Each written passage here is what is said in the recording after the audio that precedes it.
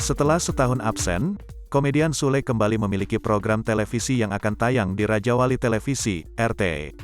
Suami Natalie Holzer ini bahkan menerima 2 acara sekaligus di salah satu stasiun televisi swasta. Meski demikian, Sule mengaku tak memasang tarif tertentu. Ia pun mengajarkan anak-anaknya melakukan hal yang sama. Diketahui si sulung Rizky Febian terjun ke dunia hiburan sebagai penyanyi. Sedangkan Rizwan Fadilan sebagai presenter. Anak saya enggak dididik untuk hal itu, mematok tarif tertentu. Jadi, mengalir aja, kata Sule, ditemui di kawasan Kuningan, Jakarta Selatan, Rabu, tanggal 11 Mei tahun 2022. Lebih lanjut, pelantun lagu Susis itu tak memaksakan kehendak anak-anaknya untuk syuting reality show untuk kebutuhan televisi. Enggak secara profesional, bilang, kamu syuting ya harus seperti ini ya.